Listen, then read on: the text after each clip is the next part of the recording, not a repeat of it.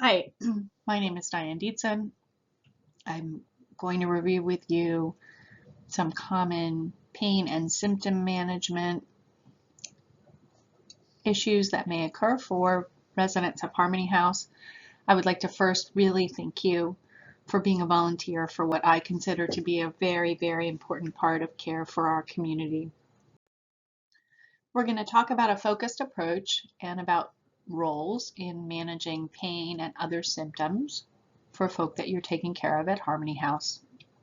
The main goals in your role as volunteers are going to be to offer comfort, gather information, know when and how to ask for assistance, primarily from the hospice team, and to be familiar with some common treatments that may be offered and discussed with residents of Harmony House. Let me give you a story to think about while we're talking about pain management and a little bit about other symptom management. Mr. M is a gentleman who arrives at Harmony House with ongoing pain in his back, with a care plan for regular activity, a special chair for his room, and some medication, including Tylenol, morphine, and topical lidocaine. The hospice agency has created this care plan, and the staff implements it.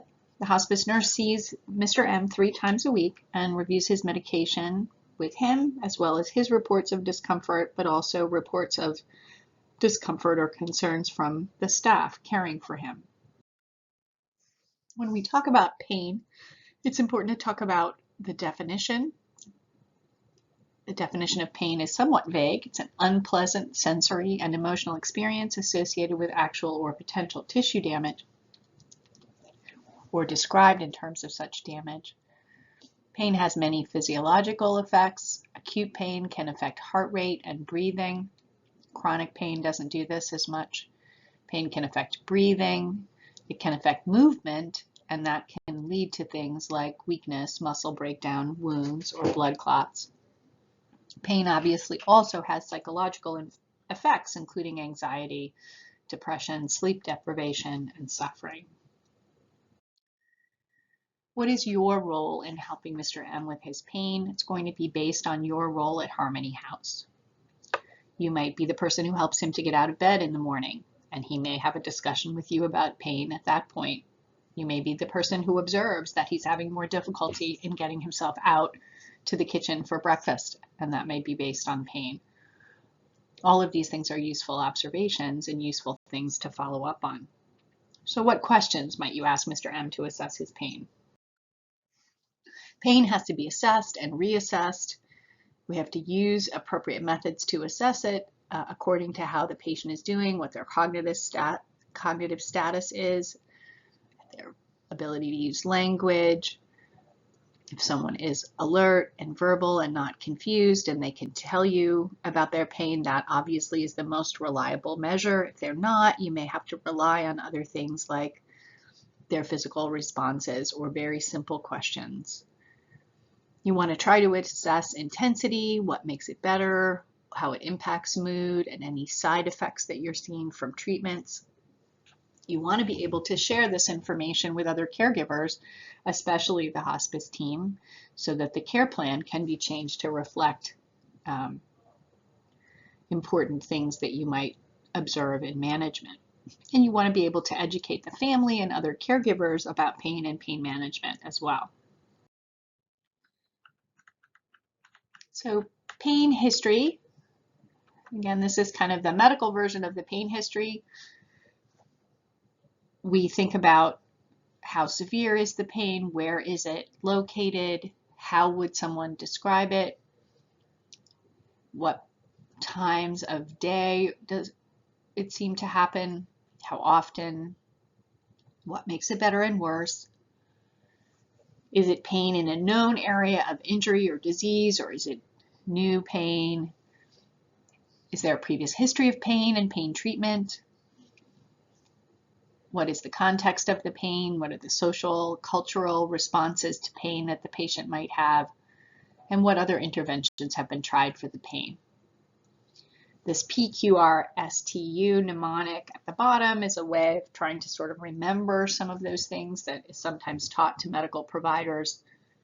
P is what precipitates it, what palliates it or makes it better. Q is quality.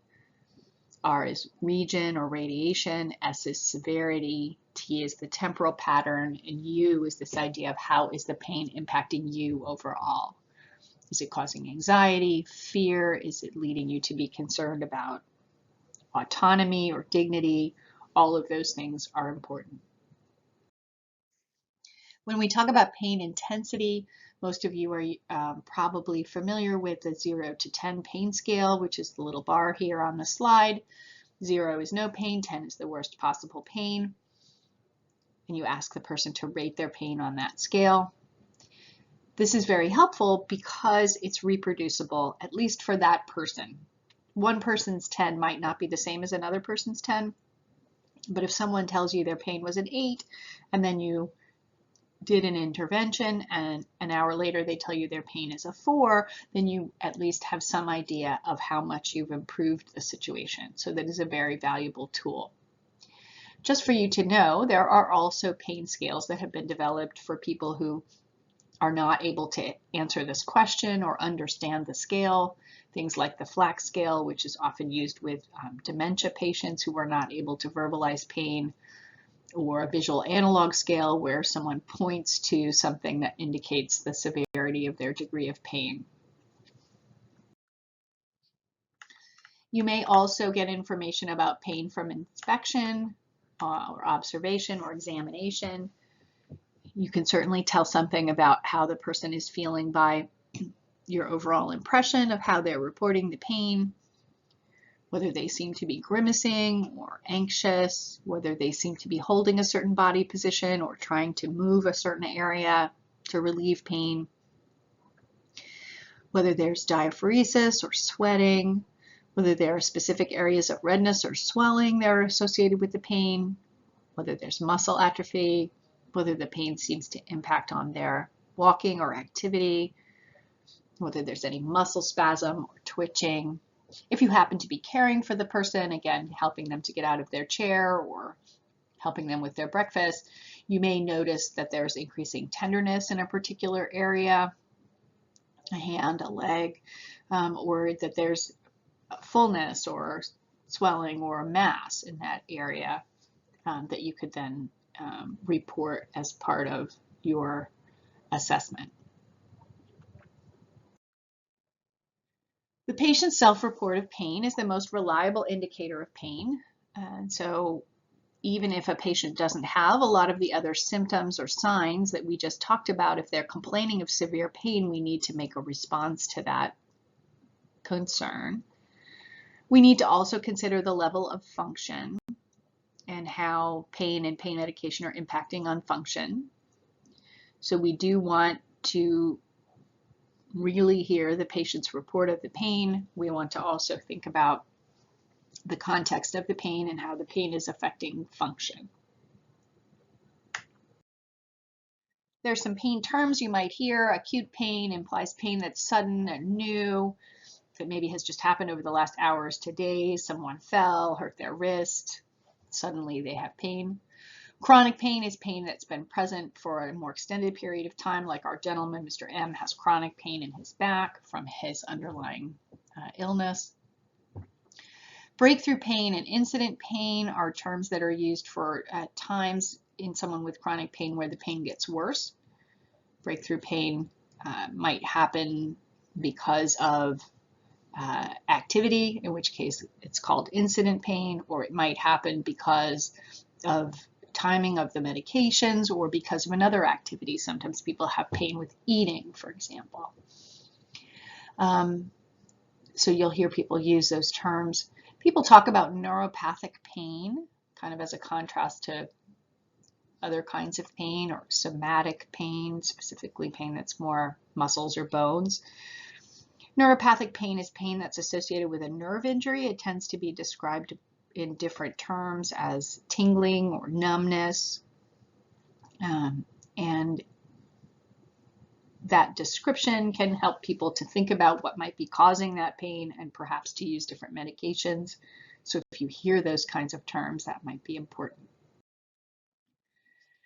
Pain treatment is going to be first and foremost doing what we can in the moment to relieve that pain, which might be repositioning, using heat or cold, using some distraction, trying to do other things that are physical comfort in that moment, being a presence. All of that is going to be very helpful. And you're going to do those things while also, again, collecting that information and thinking about other medical therapies that might be provided for the pain. Other non-pharmacologic therapies would include physical therapy, meditation and relaxation, guided imagery. Hospice has access to these kinds of treatments and can offer them to residents. There are electrical stimulation units that are sometimes used for pain, massage is used, acupuncture is used, so you may see all of these things come into play. Obviously, there are going to be a lot of medications that get used for pain in a population like the people we're caring for at Harmony House. So it's going to be a very long list, and there's no expectation that you are going to know all of these medications. Just know that there are many types of medications. There are topical medications. There are medications that are absorbed through the skin. There are oral medications, and in rare circumstances, there are IV medications. So you will see many of these things like the lidocaine patch, excuse me, Tylenol, Motrin, Aleve, opioids, which we're going to talk a little bit more about, medications like antidepressants or antiepileptics like gabapentin, THC, Marinol, or other marijuana derivatives, steroids, anxiety medications, and medications for muscle spasm. And for each of these, you have to think about what is the dose that you're using, how are you giving it, how often are you giving it, how long are you expecting it to have an effect, and what side effects might be present. So those are all the things that you're going to want to be able to ask questions about. A lot of the folks that you take care of are going to be on opiates for pain because they are the most effective category of medications we have, although obviously, and we're going to talk a little more about this, they have other concerns. You will definitely take care of people who have fentanyl patches, who have oral hydromorphone, which is Dilaudid, or morphine or oxycodone, and so it's important to understand that those things will be used. A lot of people have concerns about those medications, not just the opiate medications, but other medications as well. Concerns that the patient will come sedated or that their breathing will slow. Those are side effects of the medication, but if the dose is started slow and increased gradually, unlikely to cause problems. These medications definitely will cause constipation. They will cause other side effects that we're going to talk about a little bit. Certainly there are concerns about addiction and diversion with the opiates especially, but some of these other medications as well. And that's something that we always have to be mindful of while still making sure that we're offering these medications appropriately in circumstances where they will help, while monitoring to make sure that things like addiction and diversion don't occur. There are lots of barriers to pain therapy, especially opiate pain therapy. We just started to talk about some of them. Patients have concerns about addiction. Patients have concerns that if they start to take one of these medications, they won't have any other medications to take when things get worse. They worry about being stigmatized or having side effects from these medications. And they may be afraid to report their pain for fear that it will lead to other changes in how people are taking care of them. So those are all things that we sometimes have to be willing to just ask people about or talk to them about. You know, are you worried about this? Tell me why you're concerned about taking this medication. Tell me what you think is happening as a side effect. We have to recognize that we also have barriers. As caregivers, we worry about addiction. We worry about being reviewed by regulators, for prescribing these medications. We worry about, focusing on pain and not focusing on other treatments. And so those things all sort of cloud how caregivers approach opiates sometimes. And again, I think we just need to be clear that they are useful in these circumstances. And we have to be willing to openly talk about our questions and concerns.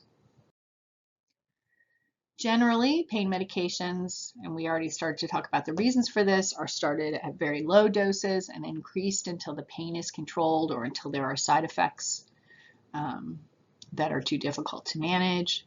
So you'll see patients start with very low doses of some of these medications and then build them up over days or weeks. Generally, if someone is having symptoms almost all the time, you want them to have pain medication on board around the clock. So a standing dose that they take on a regular schedule. If someone is having pain at a certain time or having incident pain at a certain time, then they will need an additional dose of medication that they get only during times that they might be having pain. And so people will talk about around the clock dosing or PRN dosing of pain medication. And often, as our gentlemen, that will require more than one type of medication for more chronic pain. There are many, many side effects that occur from all pain medications, but especially opiate medications. Sedation, we talked about. This can happen with increasing doses or with combinations with other medications. Generally will gradually improve. Constipation is almost always a problem with these medications, and almost everyone will need to use something as a laxative if they're taking an opiate for more than a couple of days. Nausea and vomiting, urinary retention, itching, dry mouth can all occur as a consequence of these medications. We worry a lot about respiratory depression, but again, unless someone has a very sudden and significant increase in dose, that should be uncommon if we start low and we gradually titrate. Drug interactions are important and have to be looked at. The hospice team will definitely be looking at this. And there is a rare complication called neurotoxicity from opioids, where people actually paradoxically have more pain and some muscle twitching if they're on very high doses of these medications. So you may see signs of some of these things where Mr. M may complain of some of these effects, and you might want to be able to take note of them, educate him about them, and let the hospice know about them. As I said before, there are very rare circumstances where someone has really severe pain or just isn't able to take these medications by other routes where they need to have an IV. Generally, it would be an IV with a pump and a button so that they could control the amount of medication, or at least partially control the amount of medication that was available to them for pain.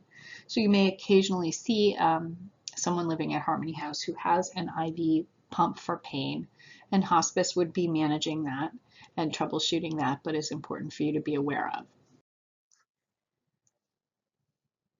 So our pain medication plan for our gentleman in our initial story would be that hospice would have made this plan, but they would be looking for information from you and other people when they were evaluating him, and they would ask questions about when does he seem to be having pain? How is the medication affecting him?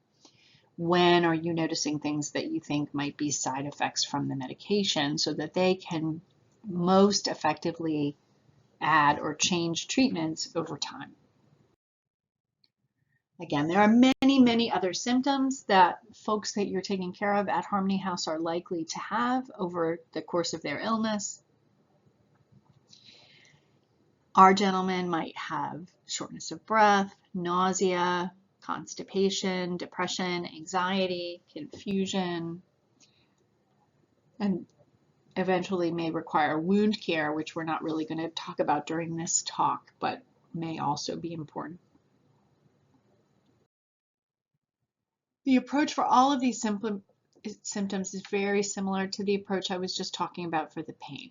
Your role is not going to be to have the experience to medically decide how to manage all of these symptoms, but you are going to ask questions, do simple things you can do to provide comfort, understand common treatments, both medical and non-medical treatments, and be able to report to other staff and hospice what's occurring.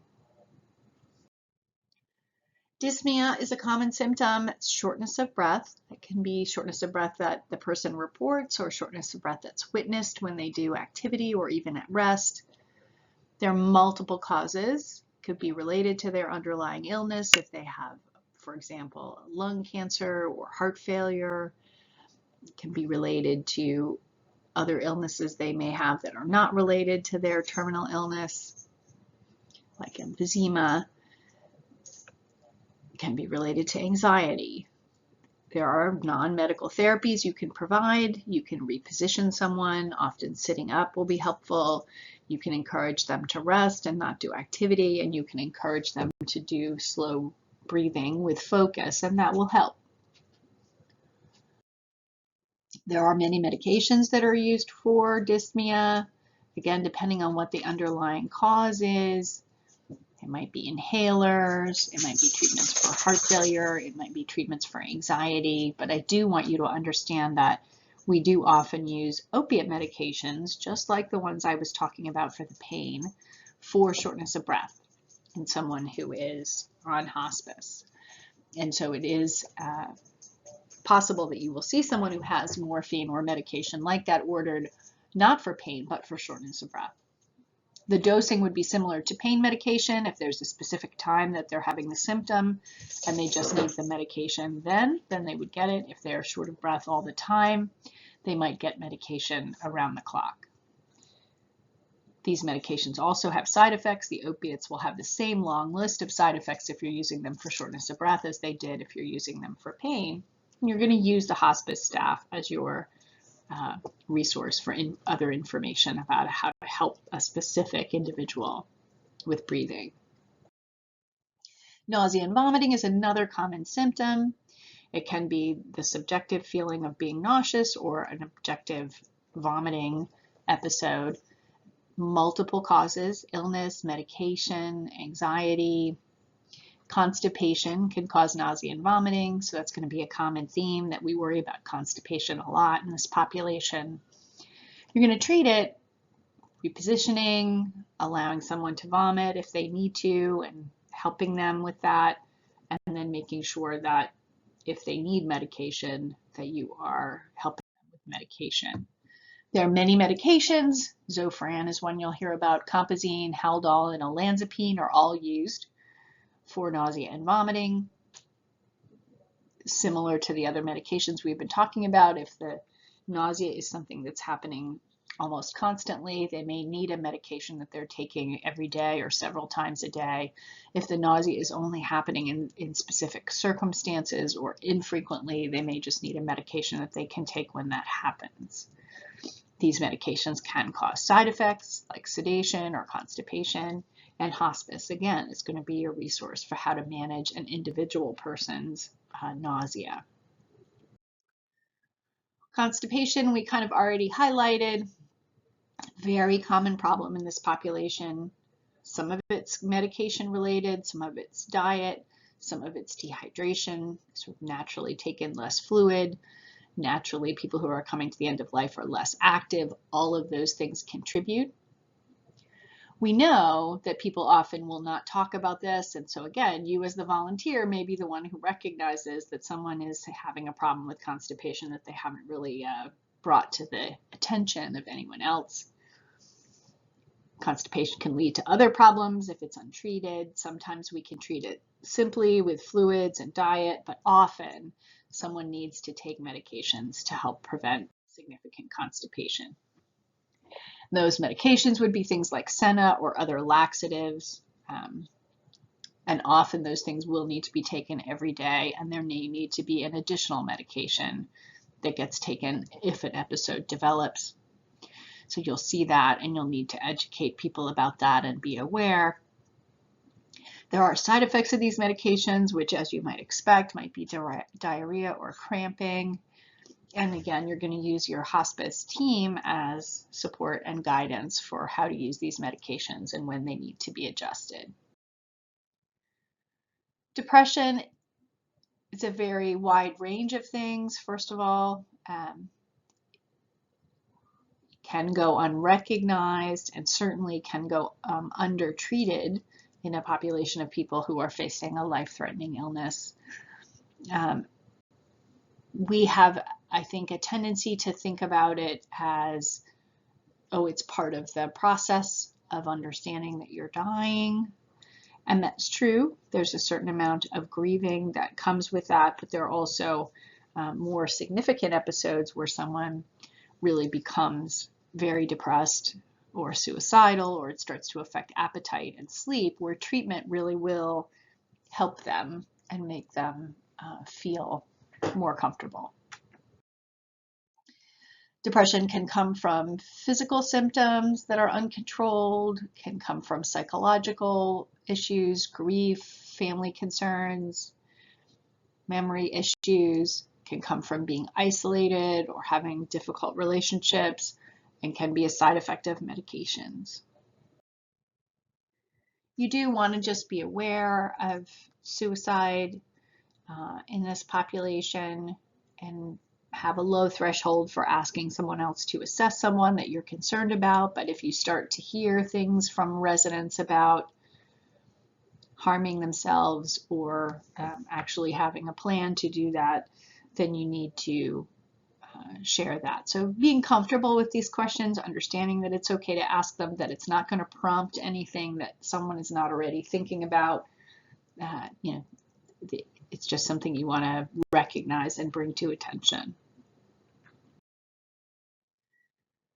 There are many non-pharmacologic interventions for depression, promoting autonomy, changing the environment in whatever way the patient would like, whether that's being outside, being with more people, being with less people, whatever that is helpful for them. Hospice will do things like life review and provide more formal grief counseling and therapy, and that will also be very helpful. There are many, many medications for depression, too many to list here, some of which I'm sure you're familiar with. But there are many patients in this circumstance who do get treated with kind of traditional antidepressant medications. The problem with those medications is that they are slow to take effect, often over weeks, and they tend to have side effects that have to be monitored. So occasionally we use stimulant medications like Ritalin, which is used for ADHD, because this will more rapidly kind of perk someone up, maybe improve their appetite. But all of these medications can affect fatigue and appetite and agitation. And so the hospice nurse, again, will be your counselor and your support, and she will use her resources and the interdisciplinary team to really best address this. Anxiety goes right along with depression. It's that feeling of apprehension, jitters, palpitations, all the physical symptoms that we spoke about can be anxiety related, can be mild or moderate or severe, sometimes has a specific cause and sometimes does not. Again, things you can do: be present, observe what triggers it, ask questions, provide focus and a calm environment. It could be a response to illness, it could be a long-standing anxiety disorder, it could be anxiety as a consequence of other disorders, and it can also be related to medication. Really empathetic listening, assurance that they're safe, that they're in as calm an environment as you can create, concrete information about what's happening, relaxation and imagery can be taught, and again, specific counseling can be offered by hospice along with the interdisciplinary team. There are lots of medications for anxiety as well. Almost everyone is familiar with Ativan or the medications like that. Valium, again, can be given around the clock or as needed if someone is having only periodic anxiety. These medications have a lot of side effects. Even in people at end of life, the trade-offs are sometimes really hard to make because it can make them very fatigued, can cause falls, can sometimes paradoxically cause agitation. So they have to be used carefully. And the hospice nurse and the HERT team will be helping to make those judgments. Delirium is a medical term you'll hear for an acute change in cognition or awareness, so a sudden episode of confusion. Sometimes it can just be quietly disoriented or not behaving appropriately or hallucinating. Sometimes people can become agitated or even combative as a consequence of delirium.